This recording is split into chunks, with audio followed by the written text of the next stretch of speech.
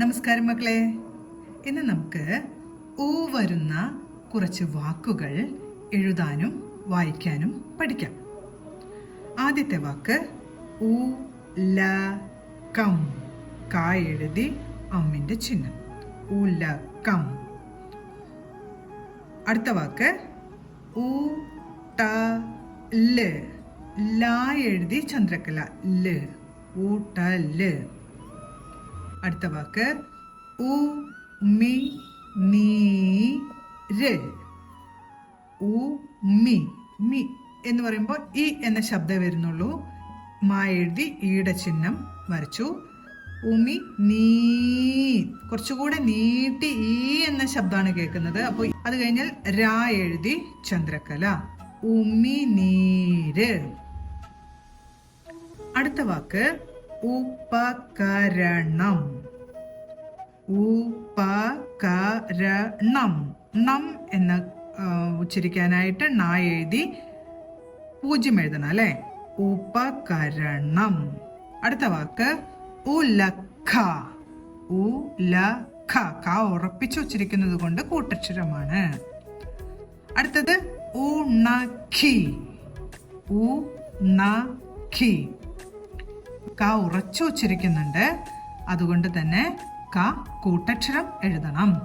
അതിനുശേഷം ഈ എന്ന ചിഹ്നവും എഴുതാം. ഉണക്കി. ഉച്ചയാവാറായി.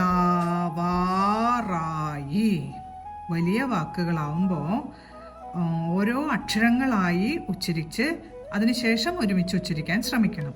ഉച്ച ച ഉറപ്പിച്ച് ഉച്ചരിച്ചു, അതുകൊണ്ട് തന്നെ കൂട്ടക്ഷരം. ഉച്ച യാ. യാ എഴുതി ആയുടെ ചിഹ്നം വേണം. വാ. വാ എഴുതി ആയുടെ ചിഹ്നം വേണം. റാ. റാ എഴുതി ആയുടെ ചിഹ്നം. പിന്നെ ഈ യാ എഴുതി ഈയുടെ ചിഹ്നം. ഉച്ചയാവാറായി. ആദ്യം ഓരോരോ അക്ഷരങ്ങളായി വായിച്ചതിന് ശേഷം 2 അക്ഷരങ്ങളായിട്ട് ഒരുമിച്ച് ചേർത്ത് പറഞ്ഞു കഴിഞ്ഞാൽ എളുപ്പത്തിൽ വലിയ വാക്കുകളെ നമുക്ക് വായിക്കാൻ സാധിക്കും. ഉച്ചയാവാറായി. അടുത്തത് ഉയരണം. ണം എന്ന അമ്മിന്റെ ചിഹ്നം മാത്രമേ ഉള്ളൂ. നാ എഴുതി 0 ചേർത്തപ്പോൾ ണം എന്ന് ഉച്ചരിച്ചു. ഉയരണം.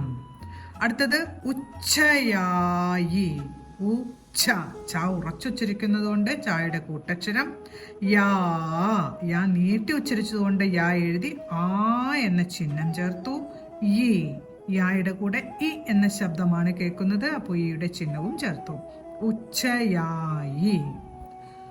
അടുത്ത വാക്ക് ഉറക്കണം. ക കൂട്ടക്ഷരം വേണം. ക ഉറച്ചു ഉച്ചരിക്കുന്നുണ്ട്. ക കൂട്ടക്ഷരം എഴുതി ണം. നാ എഴുതി അമ്മിന്റെ ചിഹ്നം. ഉറക്കണം. അടുത്തത് ഉയിര്. ഉയിര്. ഉ എഴുതി യാ എഴുതി ഈയുടെ ചിഹ്നം വരച്ചു. ഉയിര്. രാ എഴുതി ചന്ദ്രക്കല ഉയിര്. അടുത്തത് ഉലയണം.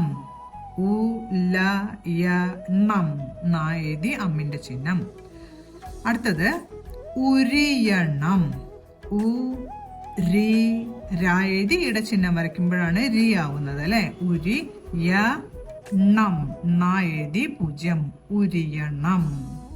നമ്മള് ഊ വരുന്ന ഇത്രയും വാക്കുകളാണ് പഠിക്കുന്നത്.